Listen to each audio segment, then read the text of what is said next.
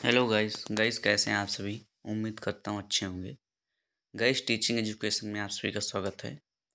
Guys आज हम बात करने जा रहे हैं डीएलएड प्रथम सेमेस्टर के पेपर 5 सामाजिक अध्ययन के कक्षा शिक्षण के बहुविकल्पीय प्रश्नों की दोस्तों जो प्रीवियस ईयर में आए हुए हैं। बाकी जो क्वेश्चन थे दोस्तों पीछे क्लासों में हो चुके हैं। तो आज जो क्वेश्चन होने हैं 135 नंबर से होंगे। दोस्तों आज क्लास का पहला क्वेश्चन है कि वेदांग कितने हैं। पहला ऑप्शन है 7, दूसरा ऑप्शन है 6, तीसरा ऑप्शन है 5, चौथा ऑप्शन है 3 और ये क्वेश्चन दोस्तों 2018 में आया हुआ है। दोस्तों जो इसके आंसर थे मैंने जानबूझ के छिपा दिए हैं ताकि आप लोग भी अपने दिमाग से पहले अपने मन में लगाएं इसका आंसर। तो दोस्तों वेदांग कितने हैं, इसका जो सही आंसर हो जाएगा कितने 6। वेदांग कितने हैं 6। फिर अगला क्वेश्चन है दोस्तों 136 नंबर, वैदिक ग्राम का मुखिया कहलाता था। अब ये क्वेश्चन 2-3 बार आ चुका दोस्तों, 2017 में भी मिला है, 19 में भी मिला है। ये क्वेश्चन बार बार वैदिक ग्राम का मुखिया क्या कहलाता है। पहला ऑप्शन है कुलप, दूसरा ऑप्शन है ग्रामिक, तीसरा ऑप्शन है ग्रामणी और चौथा ऑप्शन है विस्पति। अब यहाँ पर जैसे विस्पति है इसका कोई मतलब नहीं है दोस्तों, दूसरा ऑप्शन भी नहीं होगा, कुलप भी नहीं होगा। इसका सीधा जो आंसर होगा हम सभी जानते हैं ग्रामणी हो जाएगा। बिल्कुल सरल है और कई बार आ चुका है दोस्तों। 2017 में भी सेम क्वेश्चन आया है कि वैदिक ग्राम का मुखिया क्या कहलाता है। फिर अगला क्वेश्चन 137 नंबर, सिंधु घाटी के निवासियों का मुख्य भोजन क्या था। सिंधु घाटी निवासियों का भोजन क्या था। पहला ऑप्शन है गेहूँ, दूसरा ऑप्शन चावल, तीसरा ऑप्शन है जौ, चौथा ऑप्शन है उपरोक्त सभी। तो दोस्तों सिंधु घाटी के जो निवासियों को मुख्य भोजन था वो सभी था, यानी उपरोक्त सभी। गेहूँ भी था, चावल भी था, जौ भी था।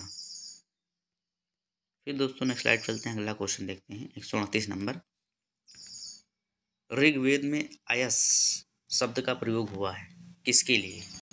ये भी क्वेश्चन दोस्तों 2018 में आया हुआ है। तो यहाँ पहला ऑप्शन है सोने के अर्थ में, दूसरा ऑप्शन है चांदी के अर्थ में, तीसरा ऑप्शन है तांबे के अर्थ में, चौथा ऑप्शन है लोहे के अर्थ में। तो जो ऋग्वेद में अयस शब्द का प्रयोग हुआ है ये किसके लिए हुआ है। तो दोस्तों अयस शब्द का प्रयोग हुआ है किसके लिए, तांबे के अर्थ में। किसके अर्थ में, तांबे के अर्थ में। फिर दोस्तों अगला क्वेश्चन 139 नंबर, अभिधम्म पिटक किस बौद्ध संगीत में संकलित किया गया। अभिधम्म पिटक किस बौद्ध संगीत में संकलित किया गया। 2018 में ये भी क्वेश्चन आया हुआ दोस्तों। पहला ऑप्शन है प्रथम बौद्ध संगीत, दूसरा ऑप्शन है द्वितीय बौद्ध संगीत, तीसरा ऑप्शन है तृतीय बौद्ध संगीत और चौथा है चतुर्थ बौद्ध संगीत। तो दोस्तों इसका जो सही आंसर हो जाएगा कि अभिधम्म पिटक किस बौद्ध संगीत में संकलित किया गया है, तो ये हो जाएगा द्वितीय बौद्ध संगीत। फिर दोस्तों नेक्स्ट स्लाइड चलते हैं, अगला क्वेश्चन देखते हैं 140 नंबर है, सौर मंडल का मुखिया है पृथ्वी, चंद्रमा, शनि, सूर्य। 2018 में ये भी क्वेश्चन आया हुआ दोस्तों। तो जो सौर मंडल का मुखिया होता है दोस्तों आप सभी जानते हैं, अच्छे से हम सभी जानते हैं कि सूर्य होगा। कौन हो जाएगा ऑप्शन इसमें, चौथा सूर्य। फिर 141 नंबर क्वेश्चन है, विश्व का सबसे गहरा महासागर है। विश्व का सबसे गहरा महासागर है। पहला ऑप्शन है हिंद महासागर, दूसरा ऑप्शन है प्रशांत महासागर, तीसरा ऑप्शन है अटलांटिक महासागर, चौथा ऑप्शन है आर्कटिक महासागर। तो दोस्तों विश्व का सबसे गहरा महासागर बात यहाँ मतलब क्वेश्चन में पूछा जा रहा है, तो इसमें हो जाएगा दोस्तों प्रशांत महासागर जो है ये विश्व का सबसे गहरा महासागर है। कौन सा दोस्तों, प्रशांत महासागर। फिर दोस्तों 142 नंबर क्वेश्चन है, नासा की स्थापना किस वर्ष में हुई। 2018 में भी क्वेश्चन आया हुआ है।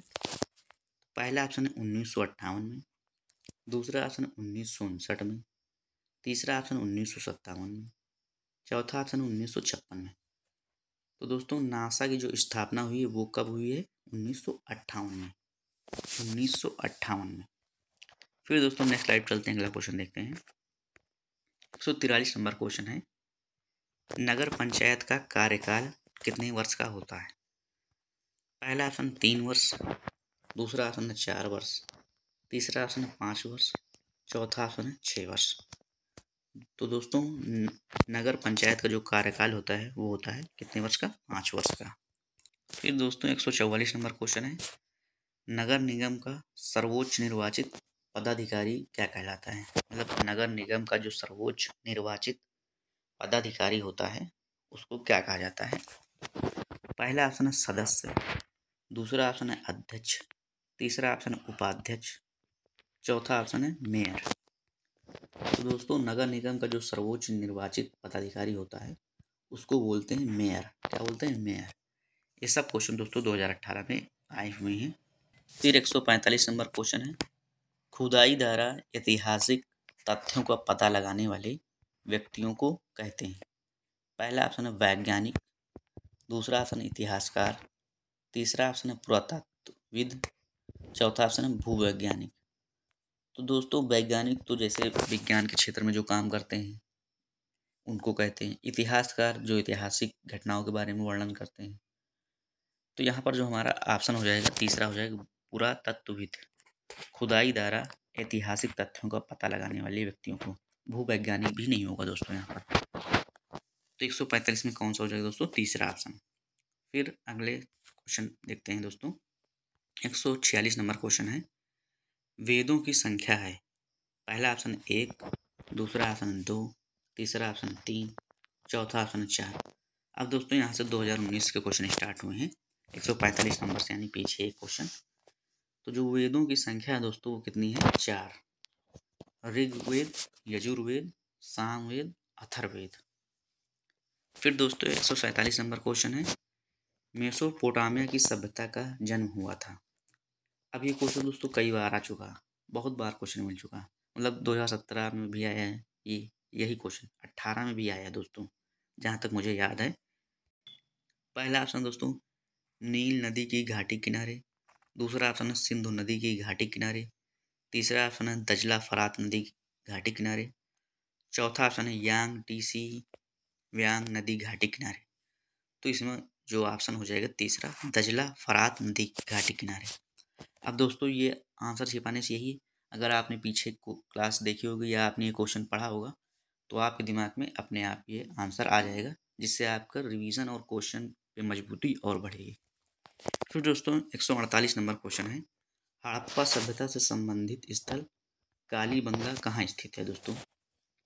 पहला ऑप्शन है गुजरात, दूसरा ऑप्शन है राजस्थान में, तीसरा ऑप्शन उत्तर प्रदेश में, चौथा ऑप्शन है बंगाल में।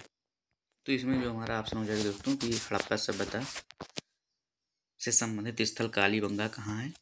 तो ये है दोस्तों राजस्थान में। कहाँ? राजस्थान में। फिर दोस्तों नेक्स्ट स्लाइड चलते हैं, अगला क्वेश्चन देखते हैं 149 नंबर, मुद्रण कला के आविष्कारक थे? मुद्रण कला के आविष्कारक थे 2019 में क्वेश्चन आए हुए हैं दोस्तों ये। पहला ऑप्शन यूनानी, दूसरा ऑप्शन रोमन, तीसरा ऑप्शन ईरानी, चौथा ऑप्शन चीनी। तो मुद्रण कला के आविष्कारक जो थे दोस्तों वो थे चीनी। चौथा ऑप्शन हमारा सही हो जाएगा। फिर दोस्तों 150 नंबर क्वेश्चन है, जैन धर्म के संस्थापक थे? पहला ऑप्शन ऋषभदेव, दूसरा ऑप्शन महावीर स्वामी, तीसरा ऑप्शन पार्श्वनाथ, चौथा ऑप्शन है अरिस्टनेय। तो इसमें हो जाएगा दोस्तों ऋषभदेव। उम्मीद करता हूँ दोस्तों आप सभी क्लास पसंद आई होगी। दोस्तों वीडियो को ज़्यादा से ज़्यादा शेयर कर दीजिएगा, चैनल को सब्सक्राइब कर दीजिएगा। नेक्स्ट क्लास में हम सभी मिलते हैं। आप सभी अपना ख्याल रखिएगा। थैंक यू दोस्तों।